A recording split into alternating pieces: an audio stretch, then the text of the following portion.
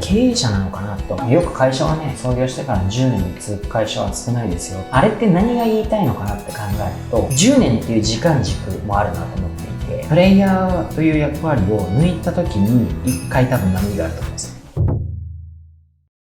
今回すぐ潰れる会社の特徴っていうところでお話をお伺いできたらなと思うので、コロナとかで飲食店やばかったよねと。でも飲食店でも潰れてる会社と潰れてない会社があるじゃないですか。ホテルとかもそうですよね。だからあんまり職種が何がっていうのは重要ではないと思ってます。その潰れるっていうことだけにフォーカスするんであれば、じゃあ職種じゃなければ何なんだっていうと、やっぱり経営者なのかなと思ってます。じゃあ人が良ければ絶対潰れないのか思うんですけど、誰が良くて誰が悪いっていう話でもないと思ってる。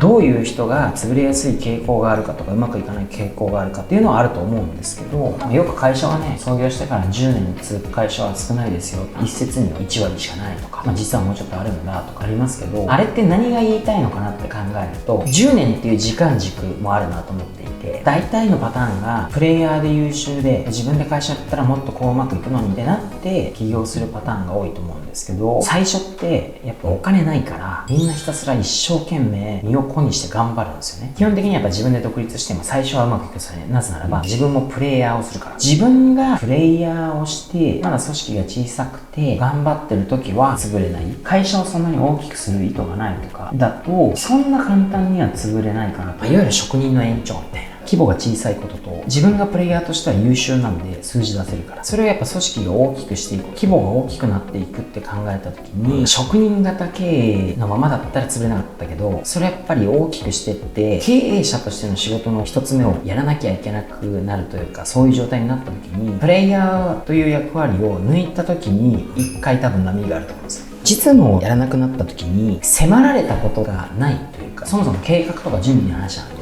要はマインドチェンジとか仕事をチェンジするって結構難しいんですよね。だって今までは目の前でやんなきゃいけないことをひたすらやっていて、ここから未来のことをやんなきゃいけないなと。でみんな勉強しようとか人脈を作ろうとかになるわけですけど、ここにまず第一個誘惑があると。いろんな経営者と知り合ったりとか経営者団体に入ったりとかする中で贅沢を知るわけですよ。配食とか飲みとか遊びとか、そこにハマっちゃうと身の丈に合わないお金の使い方になっちゃったりとかして、で仕事が第一じゃなくなっちゃう。めちゃめちゃ遊んでてもめちゃめちゃ仕事してる人もいるんですよ。こういう人はやっぱ潰れない。でもめちゃめちゃ遊んでて実はあんま仕事してない人っていて、極端な話、社長が毎晩そうやって飯とか飲みとか行って月に経費を仮にですけど200、300万使ってますと。それに見合う売上と利益があれば別に問題ないと思うんですよね。利益全部使ったらダメですよ。でもいやそんな使えないでしょこの会社っていうような人もそういうとこに行ってたりするわけですよ。っていうのをやっぱ見てきた過去もあって、会ってない人はやっぱりちょっとなんか問題が起こったりとかするパターンって結構多いですよね。そういうパターンで潰れる人ってすぐ潰れないんですよ。創業してしばらく頑張ったと、2、3年頑張って稼げるようになった、ちょっと人脈作ろうと思って経営者としては外に出だしたと、ちょっとずつ覚えてって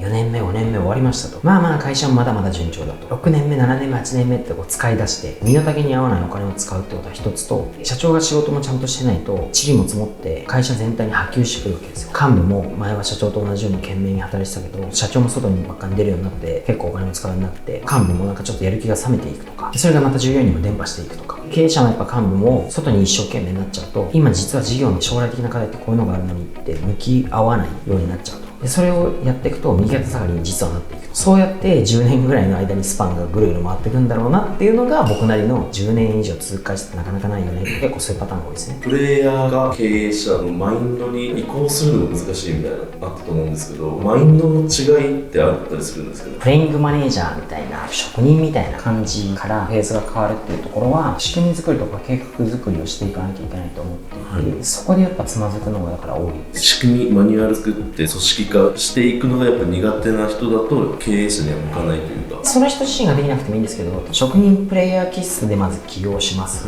別にそのままだとダメだって言ったわけじゃなくて、それのタイプで行くんだったら規模を拡大させなければ、自分がそのままそういうことをやり続ければ一定持つんですね。だけど規模を超えた時には多少計画仕組みっていうのを作っていかないと、規模が大きくなってもハレーションが起こる。それがやっぱこう崩壊につながるみたいな感じなので、モン社長もそのフェーズあったと思うんですけど、そこで苦労したとかどう切り替えていったとか、そういうのあったりするんですか？単純にやっぱり俗人的に頼るのをなるべくやめる。理想が100だとしたら誰がやっても60ぐらいの成果が出るようにしたいんですよね。でこの60の成果をみんなが並べて出てたら事業をとりあえずやりたいことが成り立つぐらいの感じを理想としてるんですよ。で必ずでもその60を超える人もいっぱい出てきますし、でもみんなが60点出せれば別に会社としては問題ないし、飛び出る人が出てくるはずなんで、それを考えてやっぱ仕組み作りをする。とにかく俗人的にならない、スタープレイヤーがいるから会社の収益はその人たちが持っているとかっていう状態は作っちゃいけないなと。過去にプルさんそういう機器みたいなのがあったりするんですか？僕が最初ゼロから作った時は、まさに僕も職人型でプレイングマネージャーだったんで、先頭を走ってグイグイ引っ張って30人ぐらいまで行くまでは全然何事もなかったんですよ。そこでやっぱ30人ぐらいになった時に拠点を作ったりとか、ちょっと社長の仕事をするために今までは1対 N でマネジメントしてたりとか気配ってたのを、自分対間に入ってバッてやるようになったりとかするわけじゃないですか。この時に一回つまずくんですよ。自分が引っ張ることで別に形式ばらなくてもできていたこと一気にできなかったですね。仕組みがないと、それで一気に崩れそうになる、思っちゃうのと違う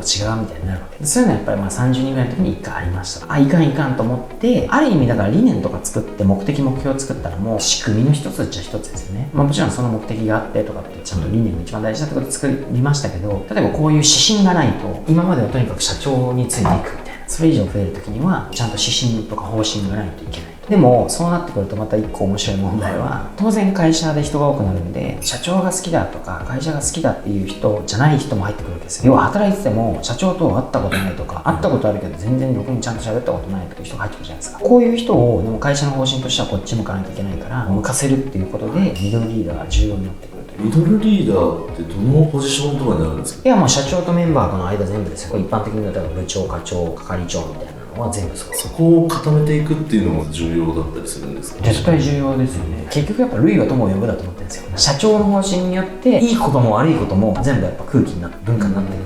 じゃあ社長の次に誰がそういうの強いかって言ったらミドルリーダーじゃないですか。ここが当然良くなければメンバーがいいことなんか絶対ないんで。どの経営者がダメとかっていうのはあんまなくて、みんなだって独立までして一時稼げてるわけだから、ある程度優秀なわけですよ。人が変わるというかフェーズが変わっていくときに、いい方向に転ぶのか悪い方向に転ぶのかっていうだけだと思うんで、例えば最初はいいリーダーでお客様第一やってたけど、いつの間にかいい飯を食べる自分に惚れちゃって自分第一になっちゃうとか、リーダーの仕事をしてたんだけどフェーズが変わってメンバーの仕事をしてることになっちゃったとか、最初は崇高な思想哲学があったのにいつの間にかその場所のようになってるとか、最初はすごい夢を語ってたのにいろいろ消えていく中で部長保護者になっちゃったとか、これはでも僕も油断したらなんですよ。振り返ったら僕もちょっとこっち側に行ったなっていう時フェーズであるわけですよ。それこそ小さい時だったら社長がグイグイリーダーシップ持って引っ張った方が社長が優秀なんだから、そっちの方が成果上がるわけです。でも小さいのに社長がみんなの意見を大事にしたいとか、僕が威張るべきじゃないとかっつって社長がリーダーシップとか絶対そこは成果出るのに、意図的にでもなくやっちゃったらなかなか成果上がらないわけですよね。社長もそうですしリーダーもそうですし、フェーズによってやり方変えていかなきゃいけないんですよね。昨日の成功体験を捨てる場合もあるわけですよ。でも人間ってやっぱ固執したいから、過去はこれで成功してきたっていうことをやっぱ続けたいんですよね。気をつけてるのは、それは今もうまくいくことなのか、過去うまくいったけどそれは今うまくいかないことなのかっていうのを常日頃変わるんで、やっぱそれはすごい考えますよね。全部合ってることがないんで、失敗しながら修正していく、メトロノームみたいです。会社もよく言うならば、売上利益っていう話と風土雰囲気みたいな話でいくと、風土雰囲気をやっぱり良くしようと思ってやると、一瞬売上とか利益がちょっと弱くなったりするんですよね。でも本当はこれはトレードオフじゃないんですよ。これまた短期と長期でも変わってくるんですよ。ちょっとだから風土雰囲気悪くなったなと思ってこっちに重点を置くと、今度売上とか利益が微妙になって、やばいやばいっつって売上とか利益ちょっと頑張ろうってやると、今度風土雰囲気悪くなってとか、未熟なうちはこれがメトロノームなんですよ。でもこれトレードオフじゃないんですよ。だから本当は両立できることを考えなきゃいけないんですけど、やっぱどっちかやりがちになっちゃったりとかしてメトロノームに振られて、これがまた時間軸を考える上でも1年で考えるのか3年で考えるのか10年先を見るのか20年先を見るのかによっても重要なことって変わってくるじゃないですか。これがもう日々ぐるぐるぐるぐるしてるんで、だからいい会社が悪い会社になってこの先潰れる、いい会社が悪い会社にこう変化していっちゃう。これは大企業病とかって言われますけど、そうなってくるんですよ。今話したのからまとめて2つあって、1つは社長が悪い方向に変わっていったら潰れる、もう1つは人数が増えて規模がでかくなった時にいわゆる大企業みたいな感じで潰れる可能性があると。大体このパターンしかないんですよね。いいリーダーが揃えばいい会社になるし、いい会社ができればいいリーダーが育てられる、いいリーダーが悪いリーダーになっていけば悪い会社に近づいていくし、悪い会社に近づいていけば悪いリーダーが増えていくしと、こんな感じですよね。視聴者の方でモンジ社長のマインドとか考え方気になる方いれば、ホームページとかコンテンツ更新しているのでぜひ見に来てください。もし見ていいねと思っていただける方がいればいいね、またチャンネル登録していただけると大変嬉しい限りです。よろしくお願いします。ありがとうございました。